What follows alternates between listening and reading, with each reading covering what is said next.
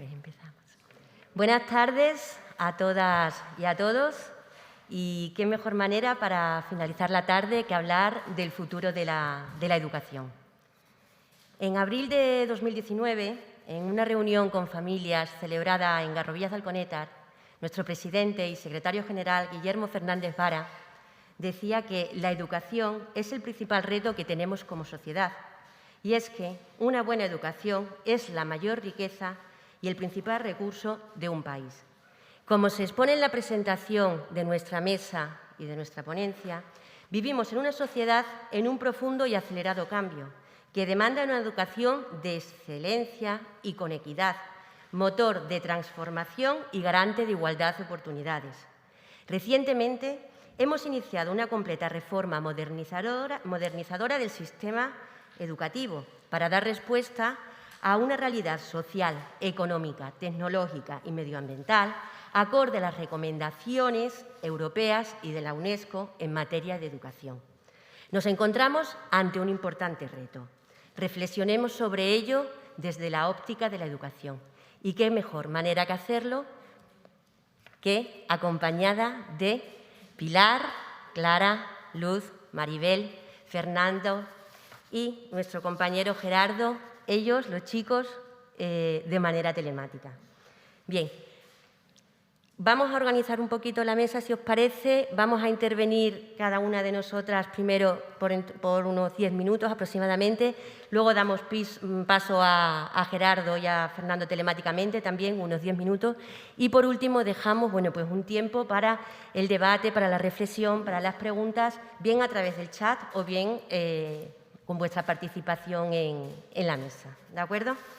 Antes de dar la palabra a cada una de ellas, pues una pequeña referencia. Maribel, la conocéis, maestra especialista en educación física, educación especial, educación primaria, licenciada en psicopedagogía y diputada del PSOE por la provincia de Badajoz.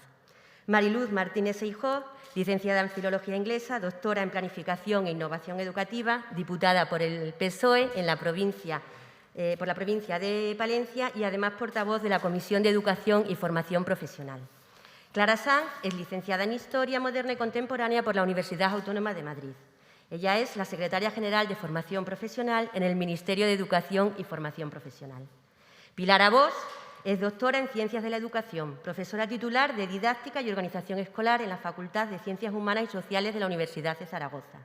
Sus principales líneas de investigación son formación inicial de maestros y docentes de secundaria, escuela ubicada en entornos rurales, escuela rural comparada.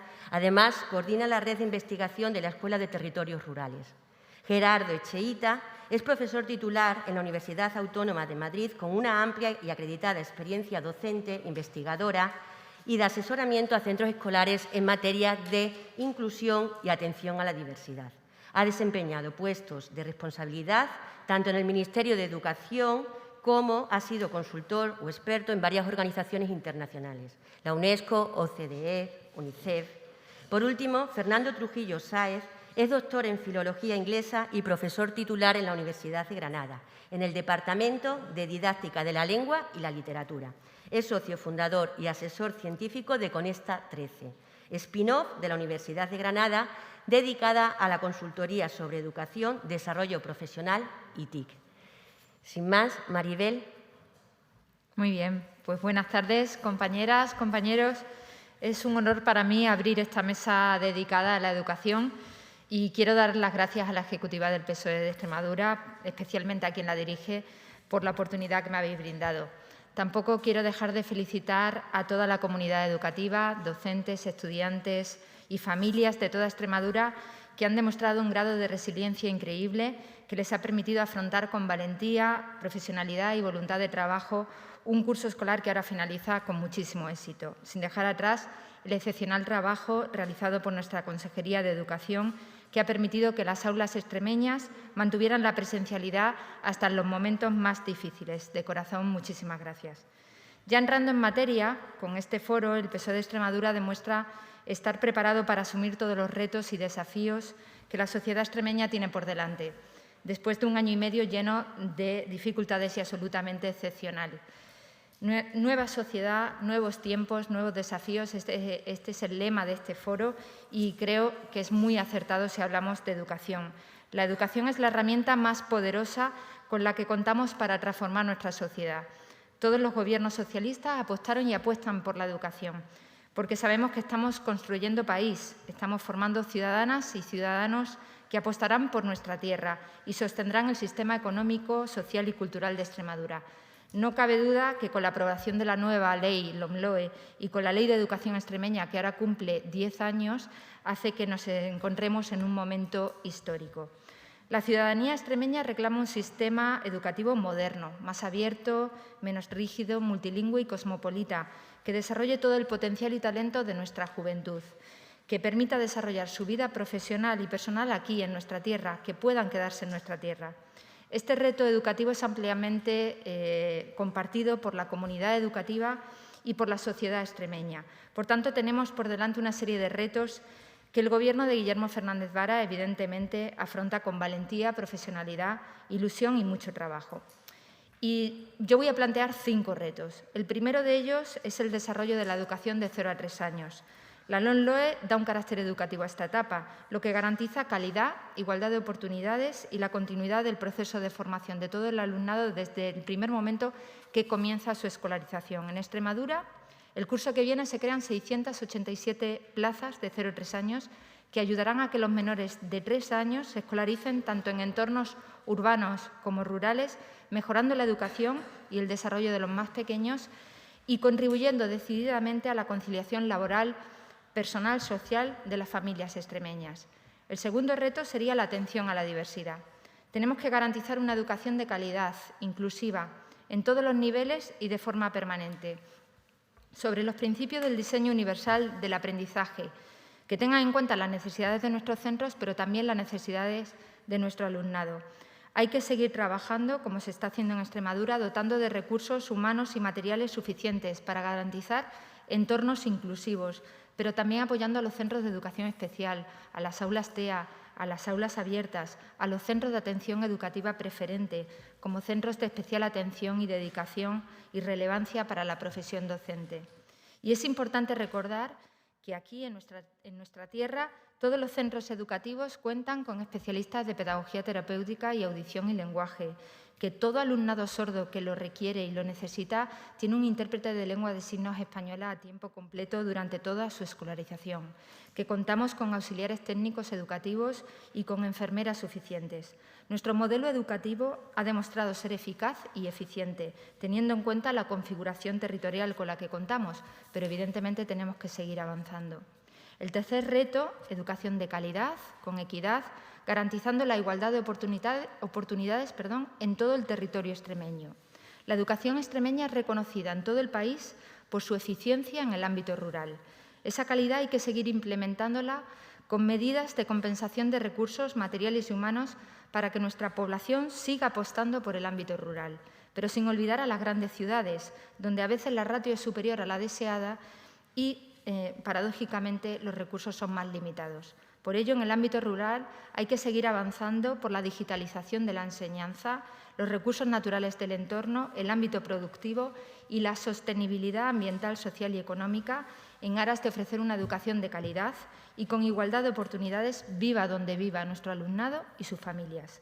Pero también tenemos que fortalecer la educación pública en las grandes poblaciones, optimizando los recursos, adecuando espacios, ajustando ratios y elevando la calidad de los servicios, con especial atención a los centros educativos situados en zonas desfavorecidas o con situación de vulnerabilidad. El cuarto reto sería el aprendizaje permanente a lo largo de la vida, la formación profesional y la educación de adultos. El aprendizaje permanente requiere concebir la educación más allá de la educación formal, utilizando e incluyendo las formas de aprendizaje informales y no formales, y brindando todas estas distintas modalidades de aprendizaje a lo largo de la vida. Para ello, tenemos que fortalecer decididamente la formación profesional, mejorando su reconocimiento social y no vinculándola al fracaso escolar o a la incapacidad de cursar estudios de secundaria o bachillerato. Hay que seguir avanzando en la formación profesional dual, vinculada estrechamente a los ámbitos profesionales, que ayuden a generar riqueza en el territorio extremeño, fijando población activa con relación directa a los entornos productivos. Y debemos seguir trabajando para ampliar las alianzas público-privadas que enriquecen el sistema educativo extremeño, para mantenerlo apegado a las necesidades de los entornos laborales y profesionales, con pertinencia y relevancia. Además, tenemos que seguir actualizando los objetivos de la educación de adultos, incluyendo la adquisición de conocimientos, habilidades y destrezas necesarias para la creación de empresas y para el desempeño de actividades e iniciativas vinculadas a la economía de los cuidados, la colaboración social, el compromiso ciudadano, tal y como reza la LOMLOE, generando oportunidades de empleo en la región. Y el quinto reto, y seguramente hay muchos más, pero yo he querido fijarme en estos 5, están en los centros educativos, el profesorado y las familias. El aprendizaje tiene que diseñarse para dar respuesta a las aspiraciones y las necesidades de la sociedad extremeña del siglo XXI. Tenemos que propiciar y facilitar una mayor autonomía y responsabilidad a los centros educativos para que puedan desarrollar sus propios procesos de aprendizaje, sistemas organizativos y dotarles de responsabilidad y rendición de cuentas en sus planes de mejora, con mecanismos de evaluación por competencias, pero no solo para el alumnado, sino también para los docentes y el propio sistema educativo, que genere procesos continuos de reflexión, toma de decisiones e implementación de políticas educativas más eficaces y más eficientes. Los docentes tenemos que estar preparados para educar y enseñar a los estudiantes a ser ciudadanas y ciudadanos extremeños responsables y democráticos. Para ello, y desde nuestro modelo de formación permanente a través de la red de formación del profesorado extremeño, hay que fortalecer la formación en didáctica y metodologías dirigidas a generar contextos enriquecidos de aprendizaje centrados en el estudiante.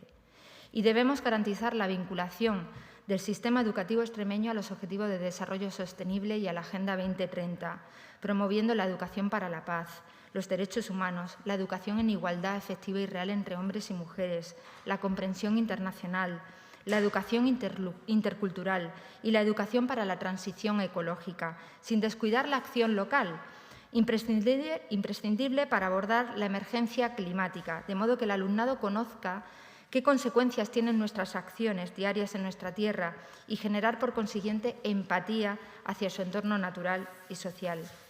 Y todos estos retos, estos 5 retos y todos los que se os ocurran, no podemos llevarlo a cabo sin las familias extremeñas, verdaderos motores educativos que apuestan incondicionalmente para que sus hijos e hijas logren el éxito educativo y, ¿por qué no?, y lo más importante, para que sean felices.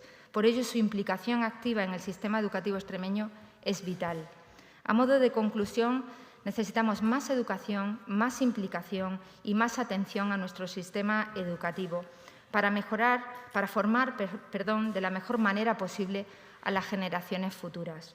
A mi manera de ver, la gestión integral del presente educativo es la mejor garantía para un mejor futuro colectivo. En definitiva, un mejor futuro para nuestras niñas y niños y para nuestros adolescentes. Es un mejor futuro para Extremadura. Es garantizar mejores personas, más preparadas, más libres, más críticas y más solidarias. Es garantizar un mejor tránsito entre la educación y el mundo laboral. Es garantizar que los que han de coger el relevo de las generaciones actuales lo hagan en mejores condiciones y sabiendo que el éxito de su educación es la garantía de un futuro esperanzador para nuestra tierra, para Extremadura, para ellos y para nosotros. Muchísimas gracias por darme esta oportunidad. Gracias. Luz. Muchísimas gracias al Partido Socialista de Extremadura por esta invitación y por darme la oportunidad de hablar de la educación, porque para nosotros los socialistas y las socialistas en la educación ponemos principios, ponemos convicciones y ponemos muchísimo corazón. Y yo creo que es una gran oportunidad siempre tener el espacio y el aforo para poder debatir de cosas que son tan importantes para nuestra sociedad. Estos días finalizaba el curso, un difícil curso académico, ¿no?, en el que el sistema educativo español se ha puesto a prueba y yo creo que lo hemos superado con sobresaliente. Por ello hemos tenido un reconocimiento internacional que hay que poner en valor y que hemos demostrado que nuestro sistema educativo tiene auténticos y verdaderos profesionales que los padres y las madres han estado trabajando, ayudando a sus hijos en unos momentos verdaderamente complicados, que los docentes han tenido que salir al paso trabajando con cuestiones que jamás habían abordado anteriormente, se han acomodado, se han adaptado y desde luego han sido capaces de superar este difícil curso con un alto nivel de satisfacción. Y hay que reconocer también el esfuerzo realizado por los y las estudiantes, ¿no? Niños, niñas, jóvenes que han tenido que interrumpir de alguna manera su infancia y su juventud y tenerse que adaptar a una forma de vida escolar y también de socialización auténticamente limitada, ¿no? Por eso yo creo que hay que hacer un verdadero homenaje, ¿no?, a todas las personas que se dedican a la educación, a la comunidad educativa, por el enorme esfuerzo y trabajo realizado a lo largo de este curso. Pero hoy venimos a hablar también de los retos y de las transformaciones que se van a producir en el sistema educativo. Yo creo que a lo largo de esta tarde vamos a poder escuchar en muchas ocasiones hablar de transformación, de cambios, de retos, porque verdaderamente hacía falta tener retos en el sistema educativo y tener la valentía de adaptar todo un proceso transformador del sistema educativo en todas las etapas educativas. Yo diría que hasta se está acometiendo una revolución educativa en estos momentos, ¿no? Una revolución educativa que ha empezado por la educación no universitaria con la aprobación de la LOMLOE, que bajo ese paraguas se permite acometer, introducir pues, muchos de los retos que se van a poder llevar adelante en los próximos años, en esta agenda transformadora del sistema educativo que tiene emprendido el Gobierno de España. Y que además hoy contamos con Clara Sanz. Para mí es un auténtico placer estar con ella esta tarde. Yo creo que la primera intervención conjunta que hacemos en estos formatos de COVID, ¿no?, fuera de las paredes, ¿no?, del Ministerio de Educación o de la sede de Ferraz, ¿no? Y yo creo que es un alto nivel de satisfacción el por fin poder tener actos con más personas y poder estar en unos entornos de mayor cooperación. Y decía que empezamos con la LOMLOE, que es ese paraguas en el que entran muchas de las reformas educativas y ya se está trabajando en la Ley de Formación Profesional sobre la que posteriormente hablará ella, ¿no? Pero, desde luego, si algo nos ha permitido la LOMLOE ha sido recuperar algunos de esos principios educativos que habían sido seriamente dañados con la implantación de la LOMCE y que nos ha afectado durante tantos años al sistema educativo. Se recuperan principios y otros salen profundamente reforzados y principios que van a tenerse que implementar de una manera también alternativa en el sistema educativo, ¿no? Me refiero fundamentalmente a los principios de equidad, de inclusión, que inevitablemente están asociados a la calidad en el conjunto del sistema educativo. Y ambos principios, tanto el de inclusión como el de equidad, Maribel hacía referencia de alguna manera a ellos, desde luego forman parte de ese espíritu vertebrador de la ley que tienen que estar presentes en todas las etapas educativas y en todos los proyectos educativos que se deban acometer. Pero claro, todos los retos del sistema educativo necesitan formar parte y ser trabajados de una manera conjunta, y ahí entra la comunidad educativa. Sin ninguna duda, otra de las cuestiones que para nosotros era esencial era la recuperación del principio de participación en el sistema educativo, porque evidentemente la educación es algo que tenemos que compartir, no es simplemente una pieza que forma parte de los centros, de los profesores y de las profesoras, sino que es algo que tiene que ser compartido por padres, madres y, por supuesto, pensar que en el centro de los proyectos educativos y los retos educativos tiene que estar el alumnado. Evidentemente, la participación es esencial para generar proyectos de convivencia, para fomentar buenos climas de convivencia, de tolerancia y de respeto entre los distintos miembros de la comunidad educativa. Y eso había que recuperarlo y se va a recuperar. Pero también es un reto aprender a trabajar de una manera participativa, implicando a otros sectores de la comunidad educativa en estos retos y en estos proyectos que tenemos que implementar. Desde luego, otro de los retos de los que se va a hablar esta tarde aquí es de cómo se puede garantizar todos estos principios de manera igualitaria en el conjunto del territorio. Y en este sentido, pues aquí en Extremadura tenéis una buena parte de la escuela rural de la que posteriormente hablará Pilar. La escuela rural yo creo que ha sido una de las grandes protagonistas en la ley, en la LOMLOE, porque por primera vez aparecen reconocidos ciertos derechos y otros, desde luego, están claramente introducidos como novedad. Por ejemplo, el hecho de que se dé prioridad no simplemente a la educación obligatoria, sino que haya claras recomendaciones de que la escuela rural tiene que atender en las etapas postobligatorias y cubrir uno de los grandes déficits que se producen en muchos territorios, como es mi comunidad autónoma, la de Castilla y León, con un déficit enorme de formación profesional y que sé que, desde luego, el Ministerio de Educación y Formación Profesional está trabajando de una manera muy decidida en ello, porque es uno de los grandes retos y de las etapas formativas que, de no cubrirse adecuadamente, en muchas ocasiones, desde luego, acaban con el abandono de muchos estudiantes, ¿no? Por falta, en principio, de oportunidades y, en otras ocasiones, por falta de cercanía de oferta educativa, ¿no? Por tanto, la escuela rural es uno de los grandes ejes que, además, está vinculada claramente y absolutamente a la escuela pública que nuevamente en esta ley se recoge como el eje vertebrador del sistema educativo, la red prioritaria del sistema educativo. Algo que para nosotros, para los y las socialistas, desde luego es esencial y de la que estamos tan profundamente orgullosos y orgullosas. Y es que hay que recordar que la escuela rural es la única red que garantiza verdaderamente el derecho a la educación sin ningún tipo de exclusión, sin ningún tipo de segregación de alumnado. Por tanto, es imprescindible asociar escuela rural a escuela pública. Y, evidentemente, otro de los grandes retos que tenemos que abordar en el sistema educativo es la modernización del sistema. ¿Cómo? Pues a través de la digitalización.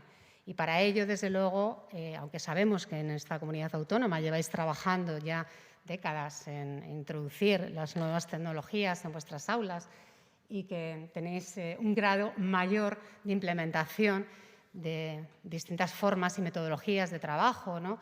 en la utilización tanto de medios audiovisuales como de recursos informáticos. Ahora vais a contar además con el apoyo del Gobierno de España, porque desde luego en estos últimos tiempos, fundamentalmente en el último año, se ha implementado un programa que es el Educa en Digital, que no simplemente va a avanzar en la formación del profesorado en estas competencias digitales, sino que además va a dotar de recursos informáticos a aquel alumnado con menos posibilidades para garantizar también la equidad dentro del sistema educativo y, por tanto, dotar de recursos informáticos a aquellos alumnos más vulnerables.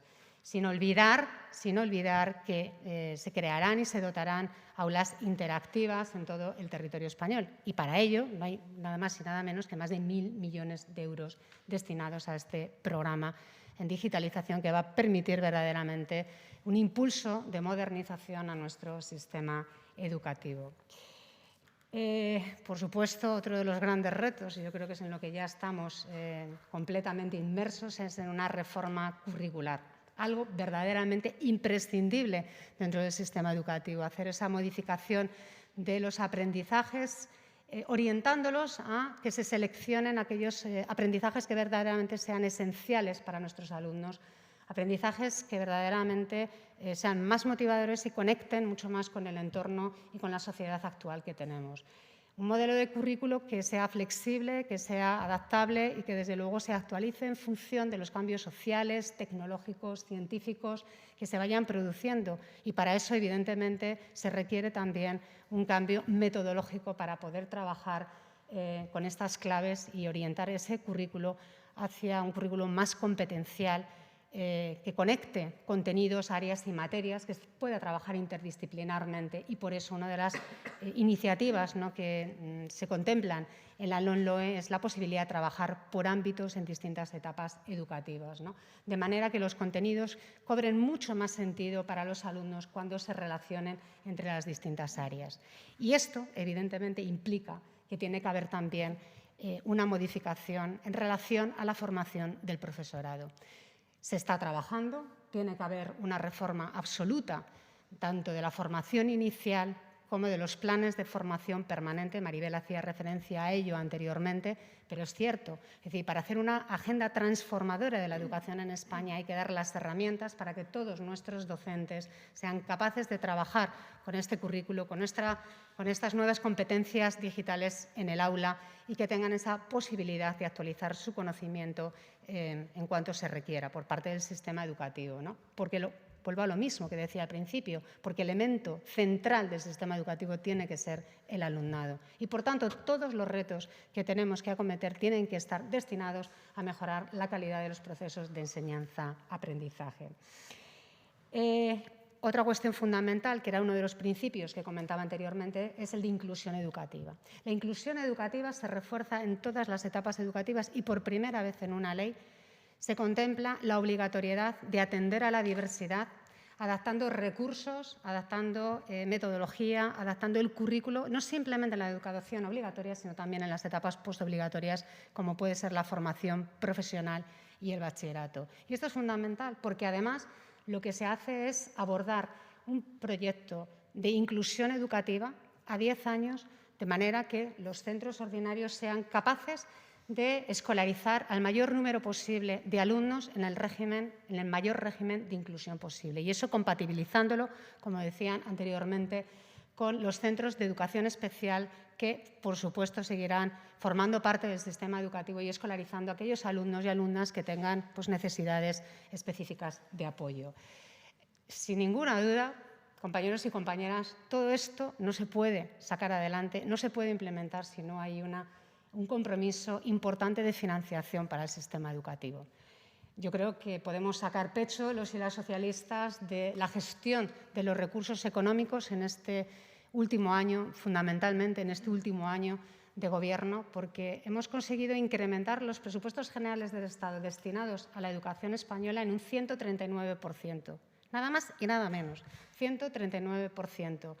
Unos recursos que, evidentemente, van a permitir no simplemente trabajar en esa área de modernización, como os decía anteriormente, de digitalización, sino que habrá recursos también para garantizar ese otro principio que decía que para nosotros es irrenunciable, la equidad educativa. Y por eso, por primera vez en la historia, se ha logrado pasar la cifra de los 2.000 millones de euros destinados a la política de becas y ayudas al estudio. Es un incremento de más de 500 millones de euros según los últimos presupuestos generales del Estado heredados todavía de la derecha. Un incremento del 22% del presupuesto destinado a becas que, por supuesto, va a consolidar ese principio que llevamos repitiendo permanentemente de que nadie se quede atrás.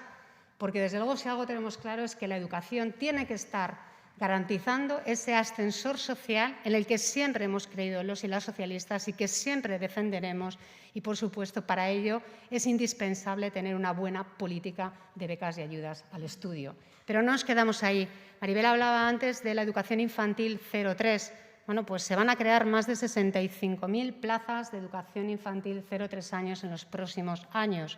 Y, por supuesto, no podemos dejar de lado al alumnado vulnerable. Y para ello también hay otro programa de más de 1.000 millones de euros destinados a trabajar con los alumnos, ¿no?, que puedan tener algún tipo de dificultad y que además han sido los que peor lo han pasado durante este difícil año que hemos tenido de pandemia. Finalizo. Sin las comunidades autónomas esto sería imposible. Estamos hablando de que el proyecto educativo es un proyecto compartido, participativo. Hablaba de la comunidad educativa, pero esencialmente se tiene que trabajar de la mano de los gobiernos autonómicos, como hacemos con Extremadura, y que gracias a ellos y a esta colaboración, esta cogobernanza dentro de la educación es posible llevar adelante todos estos proyectos. Os he hablado de un proyecto transformador, porque es el proyecto transformador que España necesita en su conjunto. Y para hacer este proyecto transformador, sin ninguna duda, tenemos que tener en cuenta que la educación es a lo largo de toda la vida. Es un proyecto transformador que parte de la educación infantil, pero que nos lleva a lo largo de todas las etapas educativas, incluyendo también la educación superior. Todos tenemos que ser conscientes de que en algún momento de nuestra vida tendremos que volver a las aulas, tendremos que volver a recualificarnos. Es el momento de la educación, es el momento de más educación y más formación. hay recursos. No podemos perder el tren de la educación, no podemos perder el tren de la formación que lo tenemos en estos momentos delante. Por eso es tan importante que seamos capaces de sacar adelante todos estos retos, trabajar conjuntamente y seguir poniendo el alma, los principios y el corazón que ponemos los socialistas en un proyecto educativo. Así que yo os animo mucho también a que trabajéis en este proyecto con nosotros, de la mano, aquí en Extremadura, para el futuro. Y he hablado de la formación profesional un poquito, simplemente en el ámbito rural, pero teniendo a Clara Sanz a mi lado, pues evidentemente no voy a cometer la osadía de profundizar en la formación profesional, porque para eso contamos con la Secretaria General del Ministerio de Educación y Formación Profesional, y yo diría el alma de la futura Ley de Formación Profesional. No es que lo diría yo, es que lo digo, porque es el alma de la futura Ley de Formación Profesional. Así que, Clara, el turno es tuyo. Pues muchas gracias, Mariluz. Buenas tardes a todos. Muchas gracias al Partido Socialista de Extremadura por la invitación y por venir a hablar de algo de la formación profesional, pero que realmente en el fondo todo el tiempo, lo comentaba ahora mismo Mariluz, hablamos de lo mismo. Estamos hablando de equidad y estamos hablando de inclusión y de no dejar a nadie atrás. Y cuando hablamos de no dejar a nadie atrás, no estamos hablando solamente en política educativa y de formación de los niños y las niñas, ni de los jóvenes. Estamos hablando de todas las personas a lo largo de toda su vida y a lo largo de toda su vida laboral. Y eso significa que los servicios públicos hemos de conseguir dar respuesta a cada necesidad, a la necesidad de cada uno, a la necesidad de formación, porque sin formación no hay futuro. Y si esto siempre ha sido cierto, ahora mismo, metidos en la cuarta revolución industrial, es más verdad aún. Por tanto, sin formación y sin formación a lo largo de la vida, lo comentaba ahora mismo Mariluz, no puede un país ni su ciudadanía avanzar.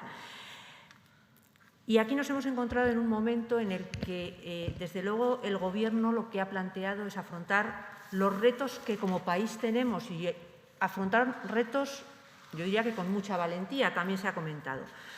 Realmente porque de algunos de ellos, de muchos de ellos, depende el bienestar tanto personal de cada una de cada una y cada uno de los ciudadanos, como del bienestar como sociedad y del crecimiento económico como país.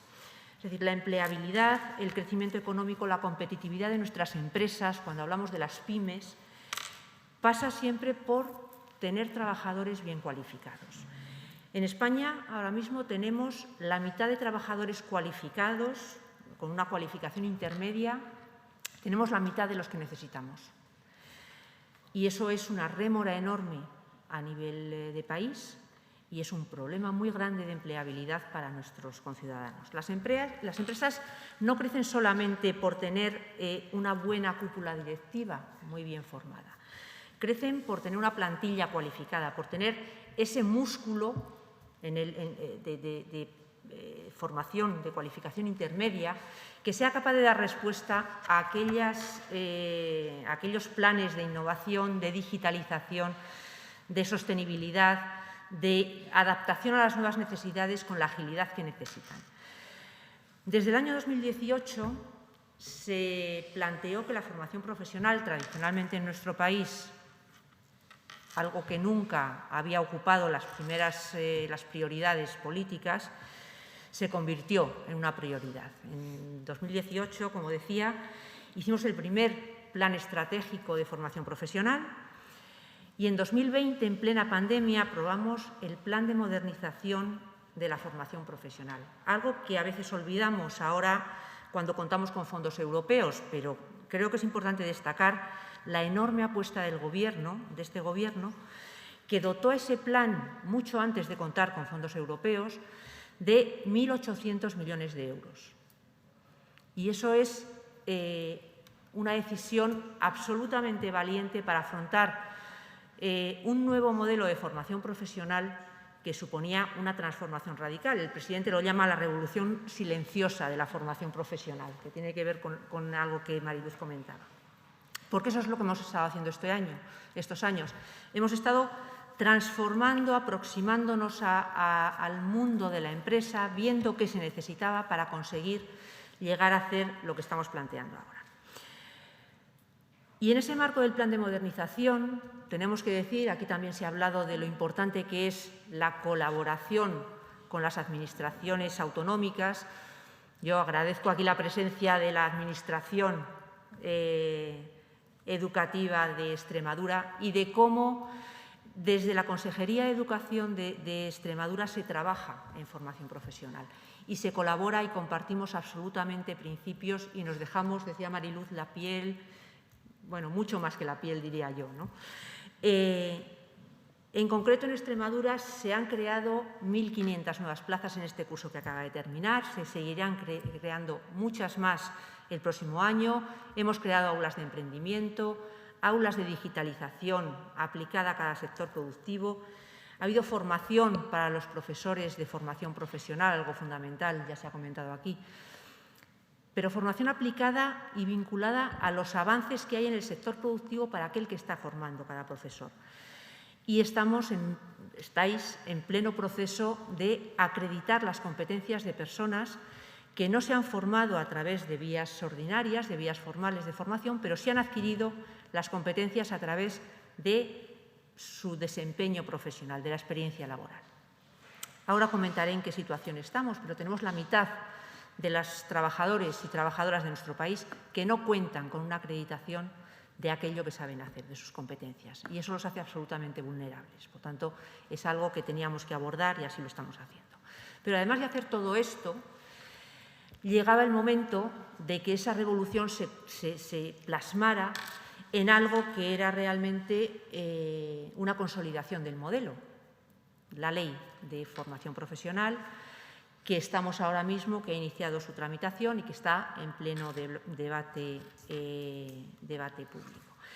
Que queremos que sea una ley de oportunidades vinculada justamente a lo que comentaba antes, una ley de equidad, de oportunidades para todo el mundo, esté donde esté, de tal manera que cualquier persona en cualquier momento de su vida, en cualquier circunstancia, pueda encontrar una formación que se ajuste a aquello que necesita. Y eso se concreta en cuestiones muy de la calle, se concreta en que cualquier joven que quiera estudiar formación profesional pueda conseguir una plaza sin tener que pelearse por ella, como está ocurriendo ahora mismo porque tenemos escasez de plazas.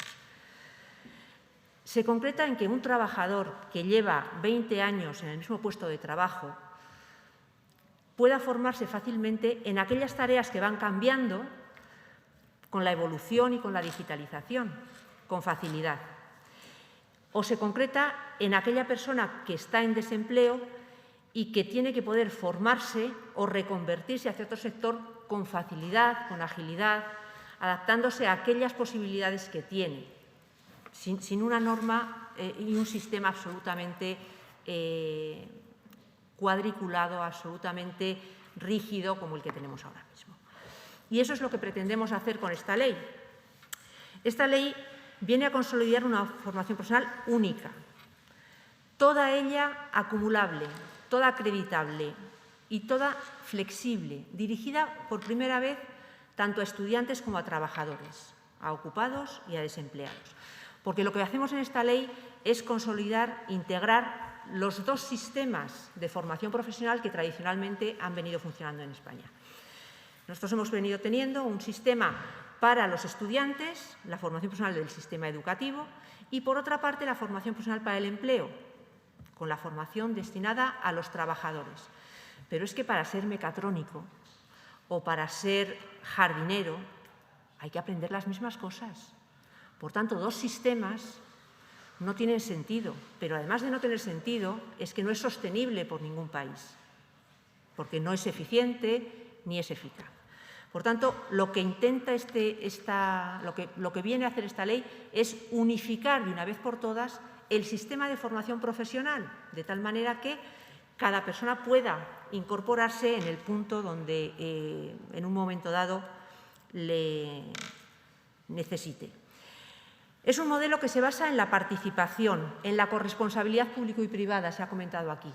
No en trasladar al mundo privado, al ámbito privado, a la empresa, la responsabilidad de las administraciones ni de los centros, en ningún caso. Los centros serán aquellos que tienen que, por supuesto, dar las titulaciones, emitir las titulaciones, aplicar el currículo, ajustarlo a cada uno de los ámbitos territoriales, pero sí con una corresponsabilidad ampliando la participación de la empresa, que es lo que siempre se ha estado reclamando desde la formación profesional para ser una formación profesional moderna, vinculada realmente a lo que los puestos de trabajo, los sectores productivos necesitan. Y en conexión directa con aquellos elementos que ahora son fundamentales para el mundo económico y el mundo laboral, como son la innovación, la investigación aplicada, el emprendimiento. Por tanto, se trata de que la formación profesional se convierta en un itinerario de primera para los jóvenes, pero también en algo absolutamente incorporado en la dinámica habitual de los trabajadores en su vida cotidiana. Ocupamos, para que veamos de dónde partimos, los trabajadores, la formación de los trabajadores en nuestro país tiene un promedio de 17 horas de formación al año, frente a la mayoría de países que están en torno a 50 horas de formación al año. Ocupamos el lugar 61, nos dice el Banco Mundial. Por tanto, todo esto es lo que intenta resolver el anteproyecto de ley. Y se plantea sobre tres elementos, sobre tres pilares. Por un lado, la formación.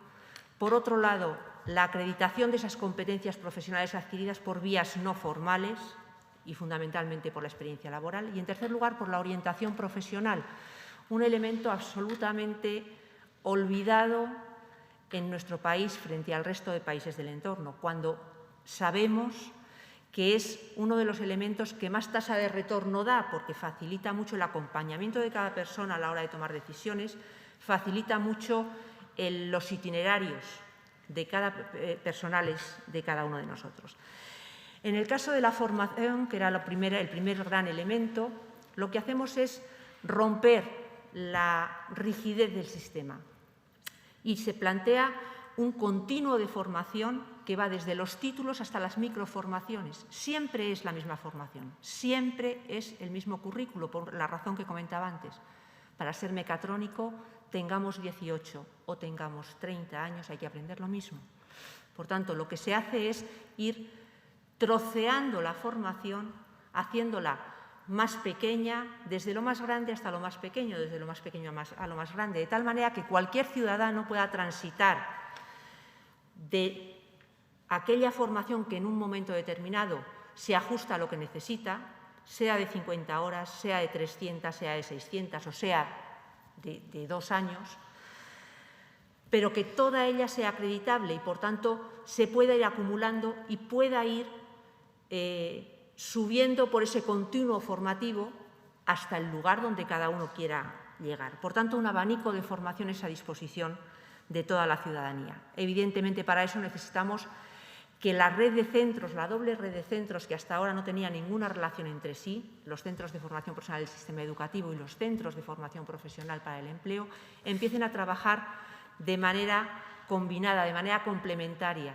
Y en esto Extremadura sois un ejemplo, porque precisamente la propia Administración, la propia Consejería, ha unificado ya las competencias de esos dos antiguos sistemas de formación profesional. Por tanto, sois una avanzadilla con respecto a la mayor parte de las comunidades autónomas y creo que los resultados son evidentes. Por tanto, creo que no nos equivocamos en el camino. El anteproyecto también plantea que la formación profesional, toda ella será dual. Cuando hablamos de dual, hablamos de un doble espacio de aprendizaje, que son los centros y las empresas, porque no hay una formación profesional de calidad sin empresa. Y cuando hablamos de esos dos espacios, no estamos hablando, y vuelvo a insistir, aunque ya lo he comentado, en que no sea el centro quien gestiona la formación, pero es fundamental en formación profesional contar con las empresas. Y no contar para que estén en una estancia puntual, sino contar desde el propio análisis y el propio conocimiento compartido de qué van a aprender estas personas cuando están en la empresa y qué van a aprender estas personas cuando están en el aula. Porque son 2 aulas para ellos, son 2 aulas, 2 espacios diferentes. Toda la formación profesional dual, pero no toda en la misma intensidad, si no sería un desconocimiento de lo que es el tejido productivo de nuestro país, y el caso de Extremadura no puede ser más claro. Por tanto, 2 intensidades, una formación profesional dual general y una formación profesional dual avanzada en aquellos casos en los que se pueda funcionar o bien con mayor duración o bien con mayor porcentaje de resultados de aprendizaje, de contenidos que se trabajan. Voy a ir terminando ya. Por tanto, refuerzo absoluto de la relación tutores de empresa, tutores de dual en el centro, figuras que permiten incorporar a las pymes en lo que es el trabajo de dual con combinaciones, pasarelas entre la formación profesional y la universidad. Cuando hablamos de pasarelas en los 2 sentidos. Nos estamos encontrando con mucho estudiante titulado universitario que vuelve a la formación profesional para poder encontrar un puesto de trabajo. Por tanto, insisto, pasarelas, proyectos compartidos, lo que no quiere decir en ningún caso que las cosas se mezclen, es decir, la universidad impartirá los títulos universitarios y los centros de formación profesional las titulaciones de formación profesional. El anteproyecto plantea también cuestiones como la internacionalización, es decir, nos quitamos el complejo de la formación profesional, por eso es un paso de gigante esta ley. Hacemos dobles titulaciones internacionales, hacemos proyectos internacionales, estancias, movilidad del alumnado, del profesorado, en empresas, en centros a nivel internacional. Modificamos en el ámbito, en el tercer elemento, la acreditación de competencias, lo convertimos en un procedimiento permanentemente abierto. No existen convocatorias. Cualquier persona con cualquier perfil profesional puede acercarse a su administración para pedirle que le acredite aquello que ya sabe. No estamos dando a ningún ciudadano nada que no tenga. Solamente estamos haciendo lo que la administración debe hacer desde el convencimiento que tenemos los socialistas y las socialistas, que es estar al servicio de los ciudadanos y, por tanto, reconocer algo que ya tienen, como es unas competencias que han adquirido por otras vías. Y, por último, apostamos por ese modelo de orientación que acompaña a la ciudadanía y que le permite identificar cuáles son esos itinerarios de mayor interés para ellos. Por tanto, se trata de un sistema que dé respuesta absolutamente flexible también y que dé respuesta a todas las distintas circunstancias, y también ahí incluimos el mundo rural, que habéis comentado y que ahora va a comentar Pilar. Porque en el mundo rural las ofertas de formación profesional tienen un papel fundamental, y es que sirven para fijar población en el territorio, y no solamente población, sino para fijar o para llevar inversión. Ahora mismo, antes de entrar aquí, hablaba con el responsable, con el director general de Formación Profesional de Extremadura, y me comentaba hasta qué punto la situación ha cambiado y se ha revertido. Ahora mismo son las empresas las que acuden a las administraciones de formación profesional a pedir que formemos a personas porque quieren implantarse en determinados territorios. Y eso es fundamental para el desarrollo de cualquier territorio. Por tanto, los objetivos de formación profesional van mucho más allá de la educación, de la formación, porque tienen que ver con el desarrollo económico y con el bienestar de todo el país. Así que nosotros solemos decir que la formación profesional no es todo el futuro, pero es el futuro. Y que, por tanto, esa idea, ese prejuicio que no existe en ningún otro país y que históricamente tiene sus motivaciones en España, ya no responde a la realidad. Por tanto, no sigamos haciendo lo mismo, no sigamos haciendo el mismo modelo de formación profesional para una realidad que ha cambiado completamente. Así que yo poco más tengo que decir, que esa revolución silenciosa está llegando, yo diría que ya a un punto más que importante, porque ya empieza a verse cómo cambian las percepciones sobre la formación profesional, y la apuesta creo que es imparable, y prueba de ello es Extremadura. Así que, y en su mundo rural contamos también con tener mucha formación profesional. Así que, como de eso nos va a hablar Pilar, le cedo la palabra. Bueno, buenas tardes. Bueno, yo vengo de una comunidad autónoma que es Aragón, que es una comunidad que comparte con esta comunidad un tema importante, que es el tema de la ruralidad, aparte de otros.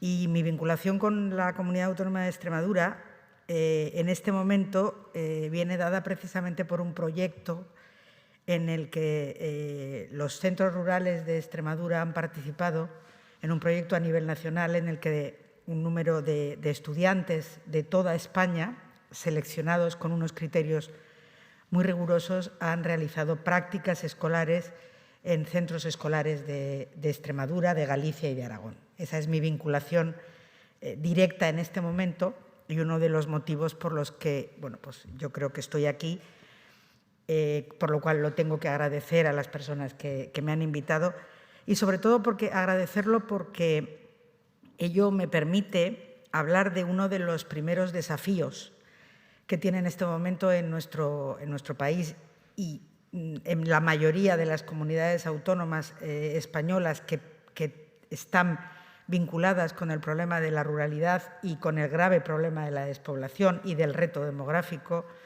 que es el de hacer visible lo que es invisible. Es decir, ese es uno de los títulos que nosotros hemos barajado. La escuela rural ha estado negada en muchas de las situaciones y de los ámbitos educativos. Yo creo que la pandemia, uno de los elementos positivos que ha podido tener para la escuela rural española ha sido el que le ha permitido hacerse más visible. Porque la escuela rural, que los compañeros de los movimientos de renovación pedagógica catalanes la definen como la escuela de las 3 P's, que es la escuela pública, pequeña y de pueblo, la escuela rural ha demostrado que tiene unas condiciones para que la situación en la que han vivido los docentes y todos los niños y niñas de los colegios, sobre todo de infantil y primaria, han sido más fáciles que en un colegio grande. De hecho, la cantidad de noticias que han aparecido en la prensa local, regional y nacional sobre escuelas rurales se ha multiplicado por 20 en el último año. Entonces, eso es un elemento que, de lo malo hemos sabido aprovechar las posibilidades de hacer visible eso. Y además, otra de las es hacerla visible implica el poner encima de la mesa los elementos positivos y también los negativos que tiene la escuela rural, pero sobre todo yo creo que con carácter de olvidarnos del cierto victimismo que ha vivido durante un tiempo para aprovechar las ventajas que tiene, ponerlas encima de la mesa y exigir a la administración educativa, tanto local, comarcal, autonómico como estatal, que le dé el papel importante que tiene en conseguir una verdadera igualdad de oportunidades para todos los niños y niñas con independencia del lugar donde nazcan o donde sus padres y sus familias quieran vivir. A lo mejor no es por motivo de nacimiento.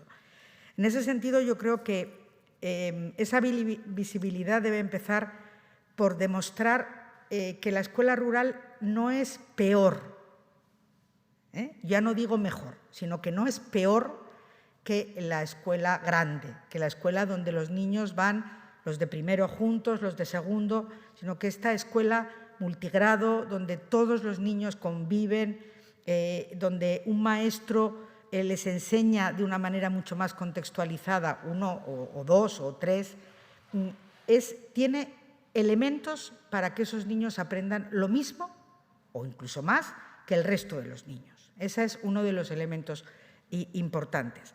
Pero muchas veces la escuela rural tiene que demostrar esa calidad cuando a lo mejor otro tipo de centros no tiene que hacer ese esfuerzo tan grande como la escuela rural lo tiene que hacer. Para eso es necesaria una mayor investigación. Una mayor investigación, yo vengo del ámbito universitario, pero trabajo codo con los centros docentes, porque la investigación no se puede hacer, sobre todo cuando hablamos de educación, desde las instancias universitarias o de investigación. En ese sentido, yo creo que vamos mejorando.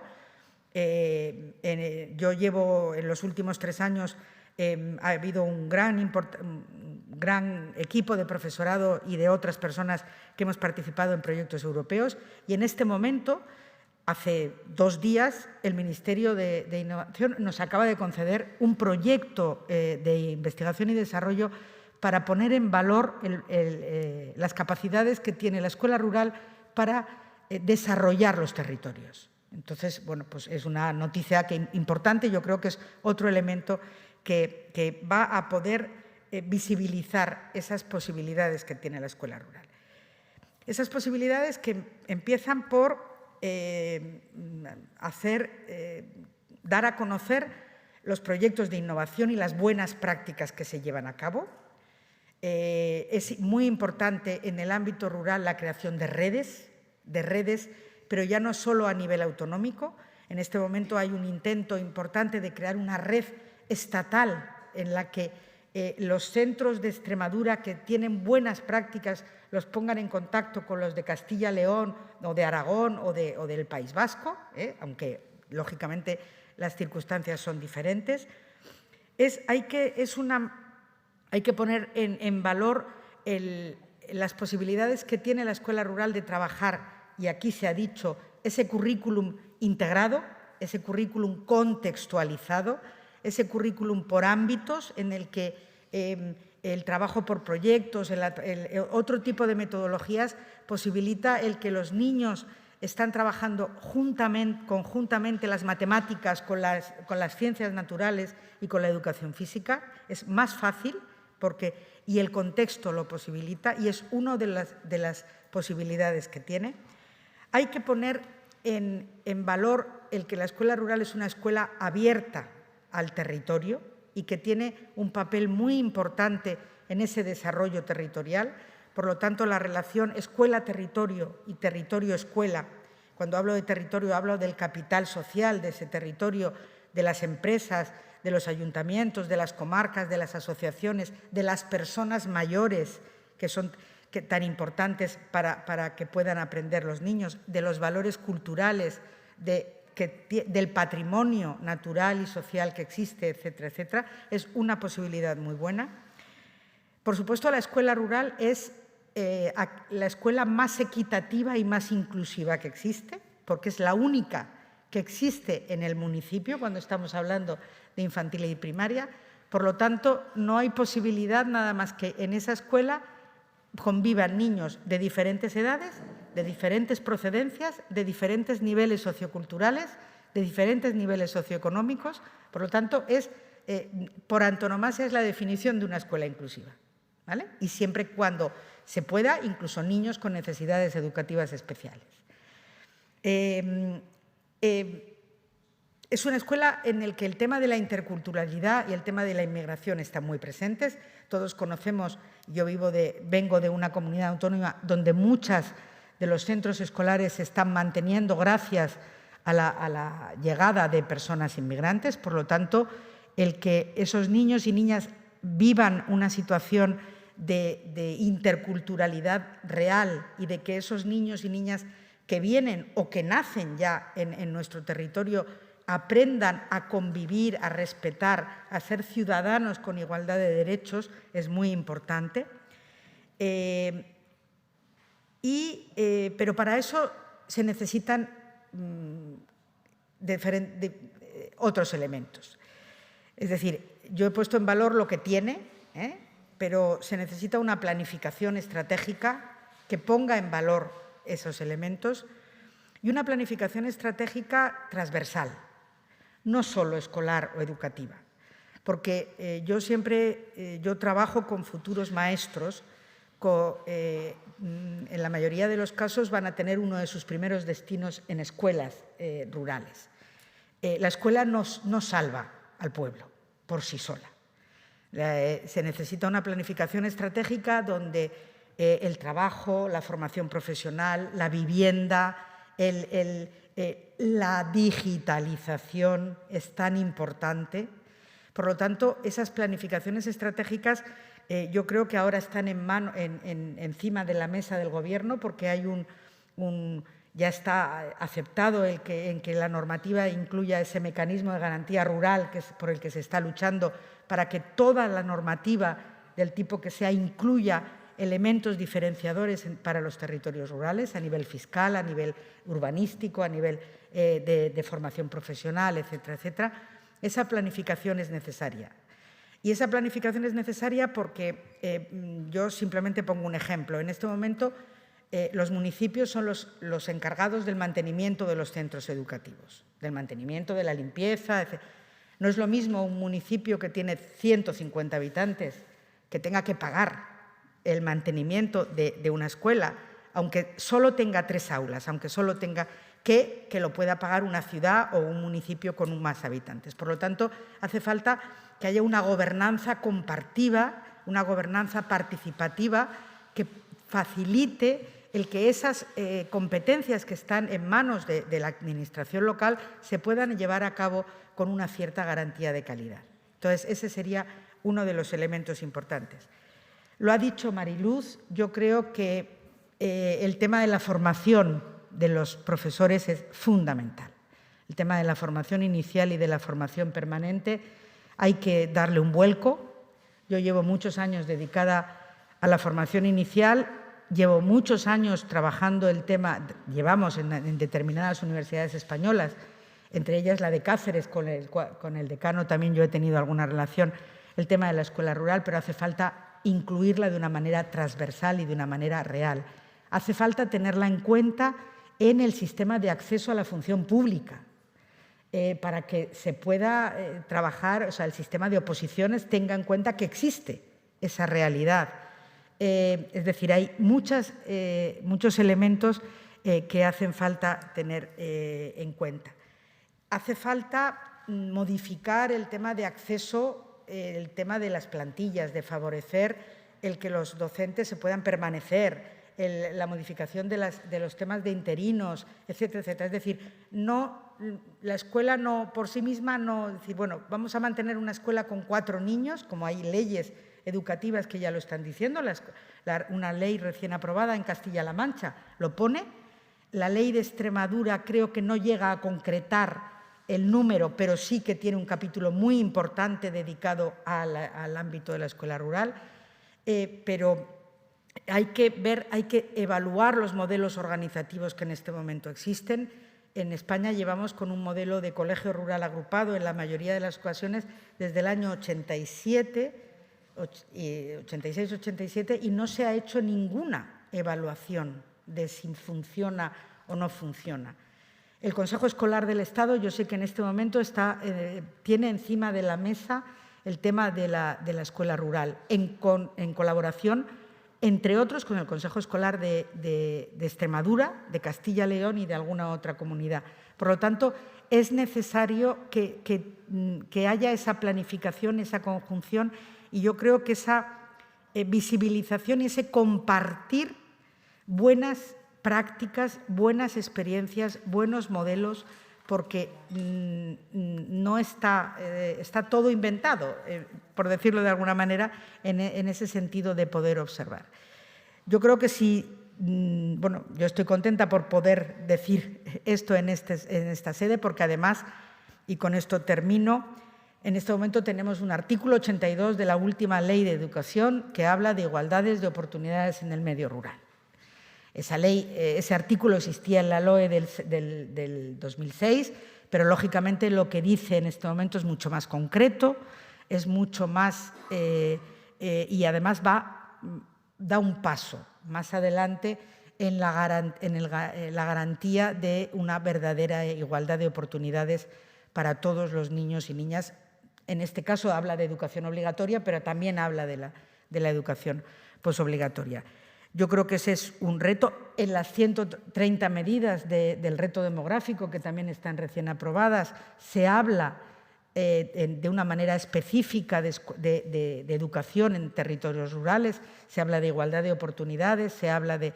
Es decir, tenemos encima de la mesa mucha documentación que nos puede permitir dar ese avance, ese empujón que necesita la escuela rural, sobre todo yo creo que para hacerla visible, para demostrar que tiene capacidad de dar una educación de calidad y para demostrar que además la educación pública, que es la que llega al último rincón de nuestra geografía, bueno, pues tiene una calidad en estos momentos que no tiene nada que envidiar a otros modelos educativos europeos. Nada más y gracias. Muchas gracias. Pasamos ahora a las dos personas que tenemos de manera telemática. En primer lugar, Gerardo, ¿estás por ahí? ¿Estás conectado? Imagino que sí, estaba hace un ratito, así que me imagino que continuará. No sé, ¿se me escucha? A pesar de que llevamos mal de tiempo, pero imagino que Gerardo estará... ¿Se me escucha? ¿Se me oye? ¿Estoy aquí? Sí, Gerardo. Sí. Ahora, te Ahora escuchamos sí. y te vemos. Perfecto. Muchas Cuando gracias, quieras, Elisa. Gerardo. Buenas tardes. Y muchas gracias al PSOE de Extremadura por la invitación y la oportunidad de estar en este foro. Yo creo que ya se han dicho muchas cosas significativas, muchas de ellas comparto. Los análisis que se han realizado, tanto respecto a los desafíos como algunas de las líneas de mejora que tienen que incorporar o que tienen que afrontar todos los sistemas educativos, sean nacionales o autonómicos. También es cierto que algunas tendría algunos matices críticos y lo que no sé si tendremos tiempo de entrar en ellos. Para no reiterarme y por no extenderme, porque entiendo que la audiencia ya estará cansada y por dejarle también un tiempo a Fernando, voy a ir rápido, así como de manera telegráfica, a 2 o 3 puntos. Yo creo que Luz lo ha expresado en términos de que lo central de todas las reformas, el elemento central debe ser el alumnado, y estoy totalmente de acuerdo con lo que ella ha dicho, aunque lo ha señalado también tanto Luz como el resto de las que han participado, de Pilar, Clara, anteriormente. Déjeme que enfatice lo de que tiene que llegar a todo el alumnado. Y que en ese todo el alumnado tenemos que tener mucho cuidado de que no sea un eufemismo, que quiera decir la mayoría, casi todos, sino todo el alumnado. Y en ese todo el alumnado, en un dilema siempre difícil de manejar entre el todos, es evidente, y creo que todos los compartimos, que hay algunos y algunas estudiantes que están en situaciones de especial vulnerabilidad. He oído hablar poco, excepto ahora Pilar, en este momento, por ejemplo, del alumnado migrante, que tan importante es para el desarrollo social y futuro de un país envejecido y con tan bajas tasas de natalidad.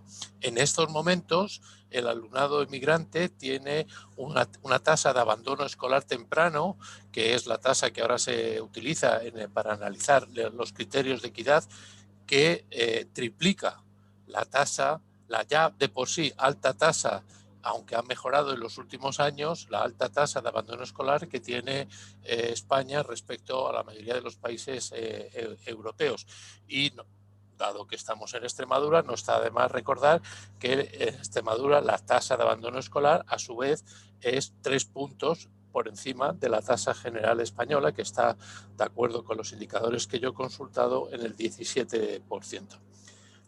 Hay que pensar entonces en el todos y en el algunos, y yo creo precisamente que es cuando se piensa en este grupo de algunos alumnos y alumnas especialmente vulnerables, cuando se crea una potente palanca, que luego puede romperse o puede no utilizarse, una potente palanca precisamente para la innovación, para la transformación, para la mejora, palabras que han estado constantemente en las intervenciones anteriores.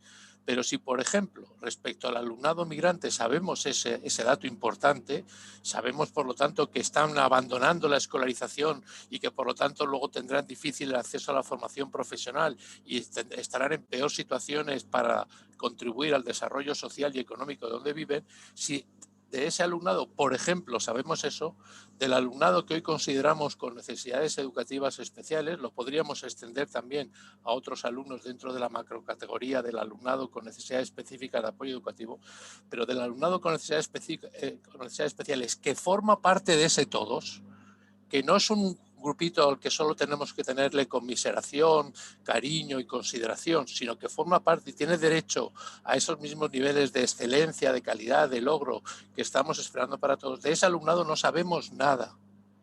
Sabemos cuándo se escolariza, sabemos dónde está escolarizado. Yo estoy en desacuerdo con que la postura que se ha mantenido respecto al papel de los centros de educación especial, pero eso será otro tema. Pero de ese alumnado no sabemos nada de sus logros escolares, no sabemos nada. Y por lo tanto, si no sabemos nada, no hacemos nada. Pilar acaba de hablar de la invisibilidad del contexto rural. Pues hay invisibilidades que se suman a las invisibilidades que se suman a las invisibilidades. Por ejemplo, la del alumnado con necesidades educativas especiales. Yo creo que las políticas de equidad, por ir de manera telegráfica, insisto, tienen que adoptar, y se han dado ejemplos y se han dado elementos importantes en ese sentido, y por lo tanto, como decía antes, me sumo a ello, tiene que adoptar lo que se ha llamado una política ecológica sistémica de la equidad. Por lo tanto, digamos, la equidad la equidad educativa tiene que encontrar el reflejo, el apoyo y el sostén en una interacción dinámica, en una equidad social.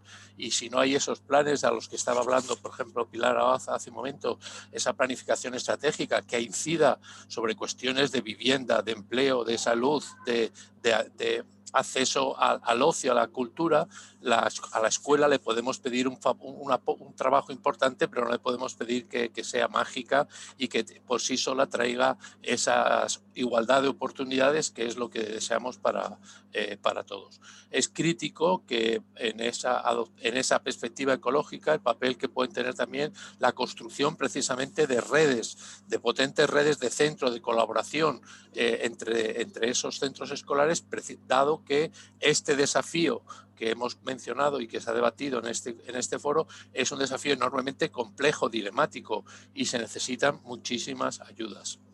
Se ha dicho poco, se ha hablado mucho en general, pero hemos hablado poco de algunas cuestiones que tienen que sustentar los desafíos de los que se ha hablado. Y entre ellas yo querría mencionar, por mencionar dos, las que tienen que ver con tiempos de calidad para que el profesorado en sus centros escolares pueda reflexionar, trabajar colaborativamente, para que puedan analizar sus prácticas, para que puedan analizar sus culturas y sus políticas escolares y sus prácticas, viendo hasta qué punto eso que han venido haciendo se compagina y es coherente con las ambiciones que acabamos de señalar, entre otras cosas, la de un sistema y unas prácticas escolares que sean inclusivas, que sean de calidad para todo el alumnado, incluyendo en ese todos a todo el alumnado, no dejándome fuera a nadie. Ese tiempo de calidad es tan importante como el tiempo docente, y me parece que se habla mucho de algunas cuestiones y a veces se olvidan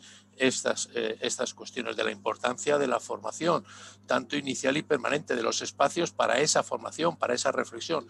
Yo no entiendo la formación como exclusivamente realización de cursos, sino precisamente o muy nuclearmente a partir de las oportunidades de que los centros reflexionen sobre su práctica y tengan el asesoramiento y el acompañamiento.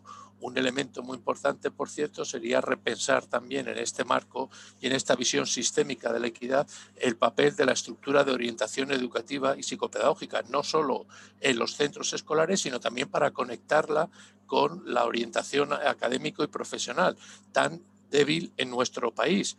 Acabamos de terminar las pruebas de evaluación psicopedagógica y lo que es noticia en la televisión, una de las múltiples noticias, es que salen los estudiantes diciendo es que ahora no sé qué quiero estudiar. Lo cual nos está diciendo que uno de los factores de equidad de nuestro sistema y de calidad está descuidado. Yo creo que la otra gran mantra de la equidad es que hay que prevenir más que compensar. Y en ese sentido que sí llama la atención también sobre la importancia de intervenir en la atención temprana, que no es la educación infantil. La educación infantil tiene que estar precisamente coordinada con la atención temprana, que es esa atención complementaria que necesitan esos alumnos invisibilizados de los invisibilizados, de los que nunca nos acordamos. Y en este momento nuestro país tiene altísimas tasas de inequidad y hay comunidades autónomas, no conozco los datos de Extremadura, donde los niños esperan meses y a veces años para recibir atención temprana específica de acuerdo con sus necesidades específicas, y otros donde la tienen en relativamente poco tiempo. Prevenir más que paliar. Y dentro de esa prevención es importante crear las condiciones, que los centros tengan, los equipos docentes tengan esa expresión tan popular que a mí me gusta, dice, de tener más manos para enfrentarse a ese complejo, desafiante reto de educar a un conjunto muy diverso de alumnos en capacidades, en intereses, en orígenes, en lengua. Y para eso se necesitan más manos. Y la estrategia es reducir ratios, pero no reducir alumnos, sino aumentar profesores. Ahora el Gobierno tiene oportunidad también de forzar precisamente, la medida de lo posible, que las comunidades autónomas no despidan a tantos docentes que han incorporado, que han conseguido precisamente ese logro del que Mariluz se ha hecho eco, que comparto, y que ahora lo que no podemos es volver a las situaciones y a las ratios anteriores, que son en algunas comunidades autónomas absolutamente lacerantes. Y termino. Siempre retomo una expresión del profesor Puig Rovira de la Universidad de Barcelona que dice: sin reconocimiento no hay conocimiento. La equidad hay que cuidar, también tiene que tener un ojo crítico, un ojo muy importante, una atención muy importante a todos los factores y condiciones escolares que contribuyen a crear relaciones sociales positivas, a crear afectos, cuidados, cariño, apoyo mutuo entre el alumnado, es decir, lo contrario a facilitar situaciones de marginación, de menosprecio o de maltrato. Y eso supone que las políticas de inclusión y las políticas de equidad tienen que hacer y permitir que los centros incorporen referentes culturales, de identidad afectivo-sexual, de necesidades especiales, y tienen que incorporar prácticas que favorezcan precisamente la participación de toda la comunidad educativa, en algunos momentos muy debilitada en los últimos años, precisamente como creo que compartimos todos a raíz de la nefasta aplicación de la LOMLOE. Me da pena que no tengamos tiempo para el debate, porque la pregunta es si la LOMLOE hasta qué punto está incidiendo en todos estos elementos, o alguno ha olvidado. Podría ser que alguno hubiera olvidado. Si solo vamos a hacer loas de todo lo bueno que hacemos, pues difícilmente podremos avanzar. Y también estaría bien que hubiéramos tenido tiempo, pero se puede prolongar en otros contextos, para debatir precisamente cómo visualizamos que deben ser los centros escolares del futuro para que enfrenten ese desafío de la equidad y la inclusión que estaba en el corazón de este foro. Muchas gracias por su atención. Muchas gracias, Gerardo. A continuación, Fernando. Bueno, buenas tardes. Sí, buenas tardes, amigas y amigos. Buenas no sé si tardes. ya...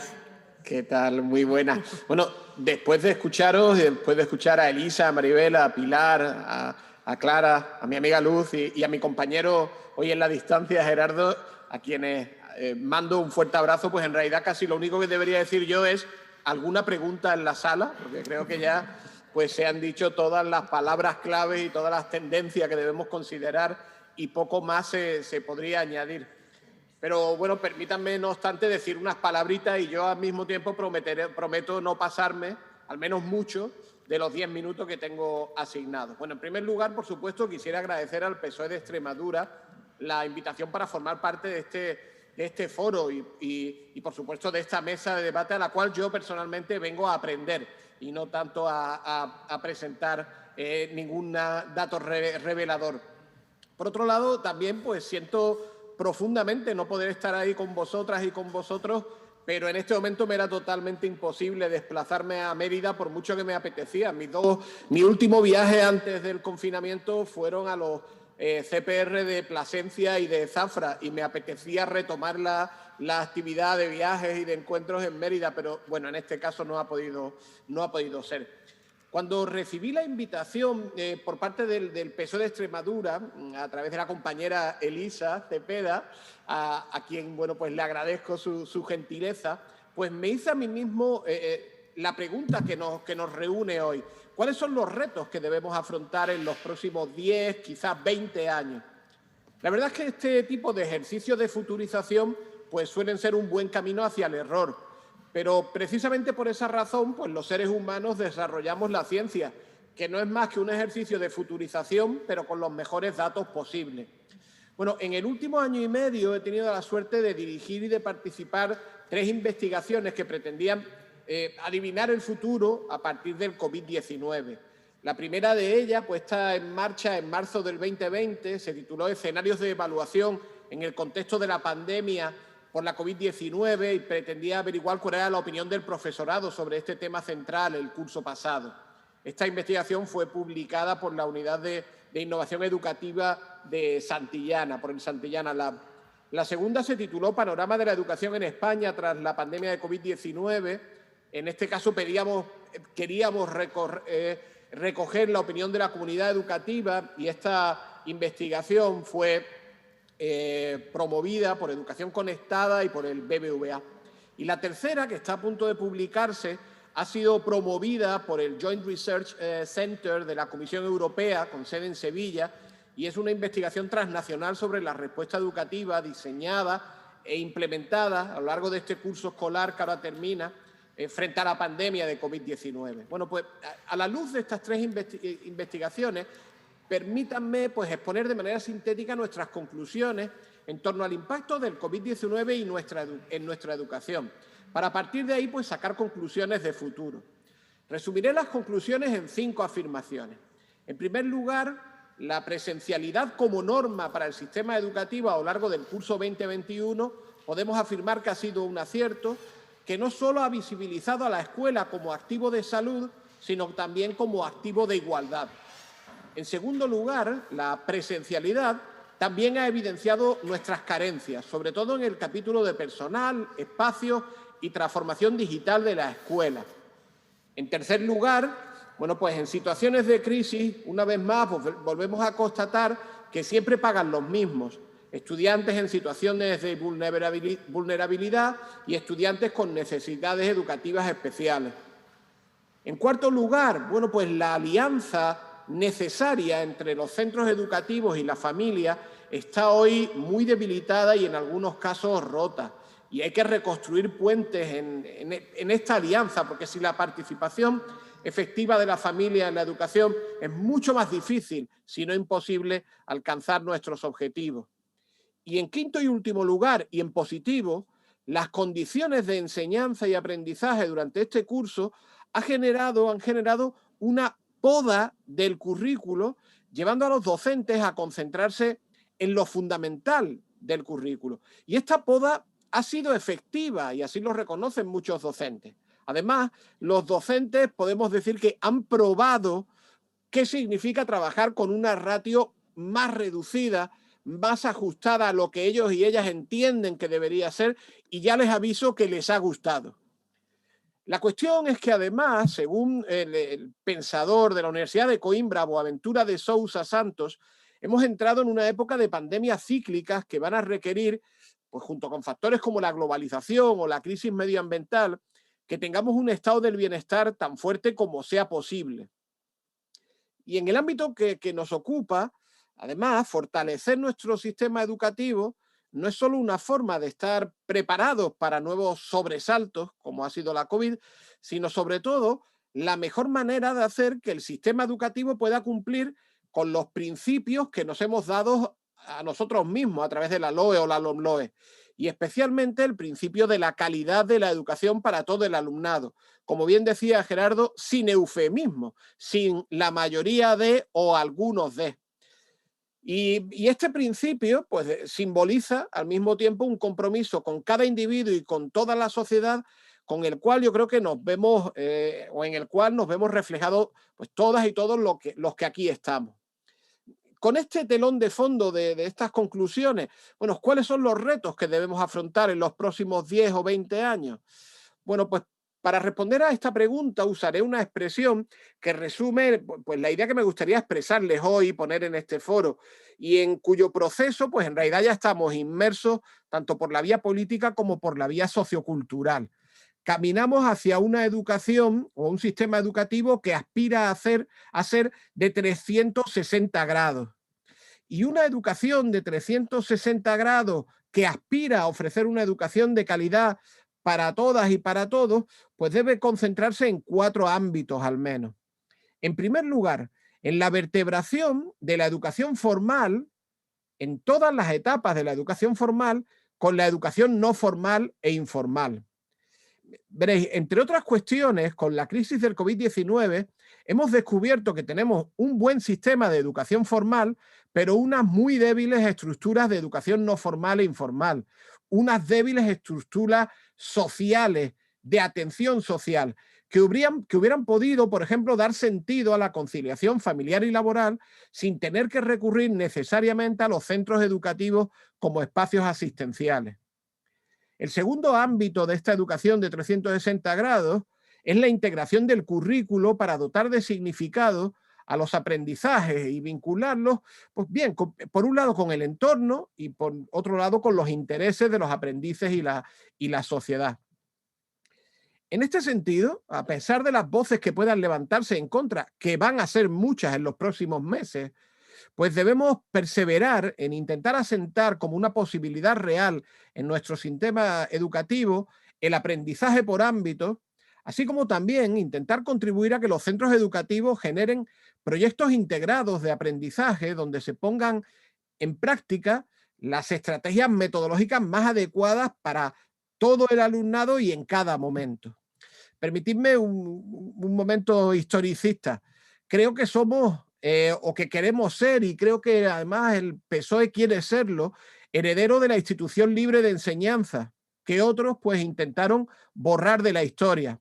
Pero ahora pues tenemos que ganarnos el derecho a esa herencia, haciendo realidad uno de los principios de la institución libre de enseñanza: actualizar permanentemente nuestra pedagogía, alineándola con los resultados de la investigación en ciencias de la educación y con las mejores experiencias educativas de nuestro sistema educativo. Veréis, y ahora me vais a permitir una breve digresión. Me gustaría hacer una reflexión acerca del profesorado, la pedagogía y la metodología. Con frecuencia, sobre todo en ciertos medios de comunicación, escuchamos quejas acerca de la formación de nuestro profesorado y de la necesidad de mejorar su formación. Bueno, no voy a ser yo quien niegue que siempre debemos aspirar a una mejor formación del profesorado. Pero también tenemos que recordar que ese profesorado, con su formación actual y con los recursos actuales, ha sido quien ha creado de la nada una escuela a distancia, cuando el 14 de marzo del pasado año el presidente del gobierno declaró el estado de alarma. Y también ha sido ese mismo profesorado quien ha mantenido abiertas nuestras escuelas, superando sus miedos y garantizando al mismo tiempo la seguridad de nuestros hijos e hijas y su aprendizaje en mitad de una pandemia. Por esta razón, cuando pensemos en el profesorado, la primera palabra que debemos pronunciar es respeto y considerar si nuestras acciones y nuestras declaraciones faltan o no a ese respeto que debemos a nuestro profesorado. En mi opinión, por ejemplo, hay decisiones que sí faltan al respeto del profesorado. Por ejemplo, cuando ciertas regiones primero eliminan toda su red de centros del profesorado y después se atreven a hablar de crear un MIR docente o un instituto de formación del profesorado que será de gran prestigio, cuando ni siquiera tienen la competencia para establecer ese MIR docente u otras ocurrencias que les puedan pasar por la cabeza. Evidentemente no hablo de Extremadura, cuya red de centros de profesorado conozco muy bien, pero sí quería deciros que cuando queráis saber cuál no es el camino, pues ya sabéis a qué territorio de terrazas y libertad pues tenéis que mirar. El camino es mejorar la formación inicial del profesorado en la universidad, para lo cual será necesario que los responsables universitarios y los responsables de política educativa se sienten a hablar. El camino es mejorar ciertos obstáculos en nuestro sistema que parecen ser auténticos tabús, como el modelo de la prueba de acceso a la universidad o la prueba que deben superar los candidatos a ser docentes en la escuela pública, a todas luces anticuada. El camino, como además creo que ha querido expresar con claridad Gerardo, es una formación permanente del profesorado que permita la innovación y la creación de auténticas comunidades de aprendizaje y práctica en los centros educativos. El camino es crear una auténtica carrera profesional para nuestro profesorado, que reconozca y que dé sentido a los esfuerzos que éste ya está realizando en nuestros centros. En nuestros centros educativos hoy tenemos coordinadores TIC, responsables de biblioteca, responsables de coeducación, responsables de actividades extracurriculares e incluso responsables de relaciones internacionales. Pero la mayor parte de ellos realizan su tarea desde el voluntarismo, porque no nos hemos atrevido a crear las estructuras estables y estatales que hagan de la escuela un espacio de innovación, como queremos todos. Volvemos a esos ámbitos de la educación de 360 grados. El tercero que me gustaría comentar, y es uno de los aspectos que más claramente ha señalado el COVID-19, es la necesidad de una transformación digital razonable y racional en nuestro sistema educativo. Es evidente, tras la pandemia, que necesitamos afrontar seriamente este proceso en la escuela en sus múltiples dimensiones. Hemos apuntado históricamente a la dimensión infraestructural, y la mayor parte de nuestros centros ya están conectados a redes de alta velocidad y empiezan a contar con los dispositivos necesarios para una educación digital. Pero hemos avanzado muy poco, como se ha visto durante la pandemia, en la dimensión pedagógica y organizativa. Ahí tenemos un claro reto de futuro. Y por último, el último y cuarto reto que me gustaría comentar para esta educación de 360 grados es fortalecer lo que podríamos llamar el estado del bienestar dentro de la propia escuela, en un doble sentido. Por un lado, la inclusión educativa y la atención a la diversidad, las grandes perdedoras de esta crisis del COVID-19, según señalan todos los indicios. Hemos mantenido la escuela abierta y segura, pero han seguido perdiendo los de siempre. Y no nos lo podemos permitir. Y creo que como partido tampoco deberíais permitirlo.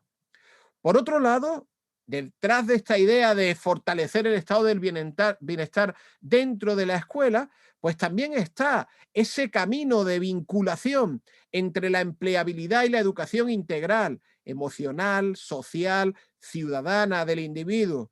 Un reto para todo el sistema, pero especialmente para nuestra educación secundaria, nuestra formación profesional, nuestro bachillerato, esa etapa extraña en nuestro sistema educativo que hemos diseñado solo para conducir al alumnado hacia la universidad, a veces desperdiciando años de vida en ejecutar pruebas de acceso a la universidad y, por supuesto, también en nuestra universidad. Así pues, estos son, a la vista de nuestras investigaciones, los 4 retos de una propuesta de educación sistémica, como decía Gerardo, de 360 grados. Vertebración de la educación formal, no formal e informal, integración del currículo, transformación digital del sistema educativo y fortalecimiento de las estructuras del estado del bienestar dentro del propio sistema educativo. Obviamente, y con esto acabo, no os cuento esto porque crea que hacer realidad estas cuestiones es una responsabilidad exclusiva de un gobierno o de un partido como el PSOE, aunque creo que sí son propuestas que les son propias tanto al partido como al gobierno, por historia, por actividad legislativa y por actividad de gobierno. Sin embargo, estas cuestiones trascienden a los partidos y deberían incumbirnos a todos. Estamos en un momento crucial para la educación y para los sistemas educativos en todo el mundo, porque todos intuimos que estamos en un momento histórico de transformación en muchos planos. Este es, por tanto, el reto con el que yo ya guardo silencio. Necesitamos construir entre todos un sistema educativo que no mire con indiferencia a la desigualdad y al sufrimiento, y que mire hacia el futuro con imaginación y con la convicción de que una educación de calidad para todo el alumnado es posible y necesaria. En este sentido, no os miento, contamos con vosotras y con vosotros para construir este sistema educativo del futuro. Y estoy, bueno, pues también muy feliz de poder decir que podéis contar conmigo para construir ese sistema educativo del futuro. De verdad, muchas gracias por haberme dado la palabra. Un auténtico placer estar con vosotras y con vosotros y un honor formar parte de esta mesa. Gracias. Muchísimas gracias, Fernando. Bien, pasamos al turno de preguntas. Vamos muy mal de tiempo, entonces, bueno, si hay alguna pregunta, rápidamente. Sí que nos ha llegado alguna de manera telemática a través del chat. Nos escribe nuestra compañera Susana y la pregunta, bueno, dice: dar las gracias a Gerardo por esa visión tan necesaria sobre la inclusión, que es la de incluir a todo el alumnado, tal y como exige la Convención de los Derechos de las Personas con Discapacidad y el Objetivo de Desarrollo Sostenible número 4. Cuando se escuchan determinados discursos, parece que todo el sistema entra en un proceso muy necesario de transformación, pero seguimos dejando al margen de esa transformación a los mecanismos que el sistema tiene para seguir excluyendo al alumnado con discapacidad. Pregunta: ¿qué papel cree él que debe adoptar la orientación en esa transformación? Gerardo. Bueno, pues una pregunta que necesitaría una jornada entera de trabajo, pero sí. Bueno, pues yo creo que el papel fundamental es ser parte de la solución o parte del compromiso por transformar los centros escolares para que puedan actuar, como acaba de decir Fernando, reconectándose, conectando lo formal y lo informal, conectando el corazón con la cabeza, conectando el currículum, conectando a las familias, conectando a los actores educativos. Yo creo que ese es el gran desafío de la escuela y lo que los orientadores y orientadoras deben contribuir y conectando a todos los estudiantes en la escuela, lo que debe ser es aportar su conocimiento, su saber psicopedagógico, que lo tiene muy importante, y no estar como muchos están ahora y muchas mayoritariamente absorbidos por la tarea precisamente clasificatoria de los alumnos, por una visión, a mi modo de ver, que la LOLOE no ha transformado, una visión clasificatoria de los alumnos, una visión que conduce a que precisamente por tantos alumnos de estas características te doy tantos recursos, y que esa tarea de evaluación y de asesoramiento para esa función simplemente clasificatoria consume buena parte de un saber psicopedagógico que podría estar perfectamente orientado, nunca mejor dicho, en la tarea de ayudar a la transformación y mejora de los propios centros escolares, desde la educación infantil hasta la universidad, donde, por cierto, no hay orientadores, y bien nos vendrían algunos cuantos también a los docentes. Bien, tenemos otra pregunta sobre una cuestión que no hemos tocado ninguno de los presentes, que es el tema de la evaluación. Necesitamos adaptar las herramientas, los métodos de evaluación al aprendizaje competencial que emana de la LOMLOE. No podemos seguir evaluando como lo estamos haciendo hasta este momento, y quizás esa puede ser una, entre otras muchas, de las causas de ese alumnado invisible al que se refería Gerardo. ¿Cómo pensáis vosotros? Podéis intervenir cualquiera de los participantes en la mesa, porque todos tenéis, bueno, una visión clara de cómo creéis que debe ser esa evaluación y qué beneficio debe aportar la evaluación a las próximas generaciones de alumnos y alumnas, porque debemos considerar la evaluación desde el punto de vista beneficioso y no perjudicial, para el alumnado. ¿Contesto yo? Sí, Luz. Gracias, Elisa. Bueno, yo creo que eso es una de las cuestiones que, lógicamente, cuando hablamos de retos, tienes toda la razón, deberíamos haber incluido la evaluación, aunque yo la evaluación la asocio habitualmente al propio currículo, porque evidentemente todo tiene que estar conectado. Estamos hablando de una reforma curricular, estamos hablando de una reforma de los aprendizajes, ¿no?, en todas las etapas educativas, ¿no?, de la secuenciación y de la selección de los aprendizajes, que obligatoriamente tiene que ir conectado con nuevas metodologías, y lo ha comentado también Gerardo anteriormente, ¿no?, metodologías que tienen que estar vinculadas a esos contenidos y que no tiene por qué ser siempre la misma. Estamos hablando de metodologías activas y que, por supuesto, no como algunos dicen, que se va a olvidar la memorización y que se va a dejar absolutamente de lado, sino que tendrá que haber una combinación de distintas metodologías en función de aquellos contenidos curriculares que se vayan a abordar. Pero evidentemente tiene que haber un cambio hacia un aprendizaje mucho más competencial. Pero todo esto no tendría sentido si no hay una reforma también en los sistemas de evaluación. ¿Por qué? Porque todavía seguimos instalados o demasiado instalados en un modelo de evaluación que lo único que hace es premiar la memorización y al mismo tiempo el vomitar de alguna manera, y perdonad la expresión, determinados contenidos que se aprenden y que todos sabemos que a los 2 o 3 días pues la capacidad de retención de ese esfuerzo y de esos contenidos desaparece. Con esto quiero decir que tenemos que ser más eficaces también en los métodos de evaluación porque evidentemente ni todos los alumnos y alumnas tienen la misma capacidad retentiva, ni todos los alumnos y alumnas van a poder demostrar sus competencias y todo lo que han ido aprendiendo en una única prueba que habitualmente suele ser un examen. Por tanto, tendremos que ser capaces también de buscar otros métodos de evaluación, otro tipo de pruebas en las que estarán también relacionadas en función de esas metodologías que se utilizan y, lógicamente, de los contenidos y las competencias que se están trabajando, ¿no? Es decir, en todas las áreas, en todas las materias, hay distintas competencias. Fernando y yo somos de inglés y yo creo que nosotros, como especialistas de esto, sabemos por tradición, porque es un área en la que se lleva trabajando, ¿no?, en evaluación por competencias desde hace décadas, la gran mayoría de nosotros, y somos plenamente conscientes de que evaluar en una asignatura como la lengua extranjera requiere tiempo. Y dicen, es que siempre estamos haciendo pruebas. Es que es cierto, es que estás evaluando a tus alumnos y alumnas día a día en el aula en función de cómo interactúan también contigo y cómo interactúan con sus compañeros, pero estás evaluando una serie de competencias tanto de destrezas escritas como comunicativas, etcétera. Es decir, que nosotros ya tenemos más experiencia en ello, pero evidentemente esto tiene que ser más extendido. ¿Por qué?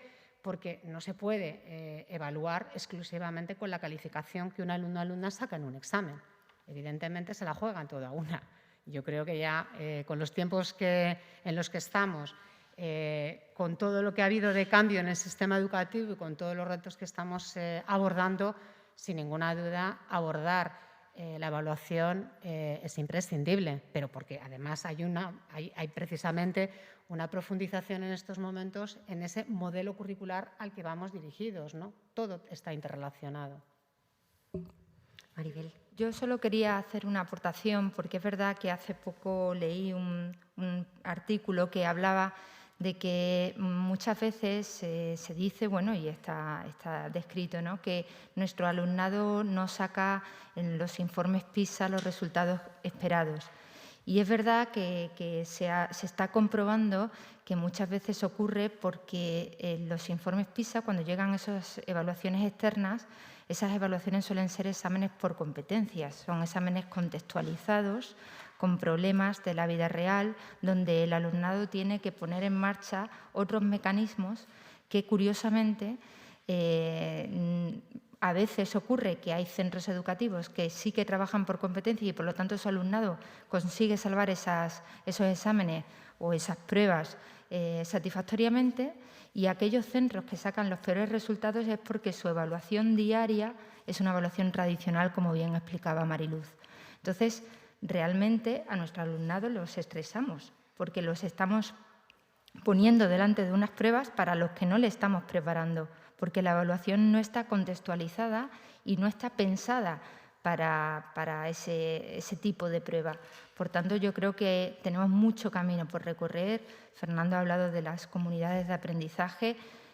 Aquí en Extremadura tenemos muy buenos resultados, pero sí que es cierto que también tenemos la dificultad que cuando ese alumnado pasa de primaria, donde ha estado en comunidad de aprendizaje, a un instituto, llamémosle, con metodología clásica y evaluación tradicional, como explicaba Mariluz, pues a veces tienen también sus dificultades. Por lo tanto, yo creo que el sistema educativo tiene muchísimo que trabajar con respecto a la evaluación, y ese cambio curricular probablemente sea una gran oportunidad para que esa evaluación sea real y utilice todos esos instrumentos que conocemos y que sabemos que se pueden poner en marcha y que no solo consisten en un examen. ¿Alguien más? Bueno, pues si no hay más preguntas, una vez más, agradecer la presencia de todos los asistentes que están aquí en la sala, de Fernando, de Gerardo, de las personas que me acompañan en la mesa, Pilar, Clara, Mariluz, Maribel. Hay mucho trabajo por delante para conseguir esa educación de calidad, con equidad, que como sociedad demandamos, necesitamos y además nos merecemos. El proyecto está definido, la hoja de ruta está establecida, hay equipo, trabajemos juntos para conseguirlo. Gracias.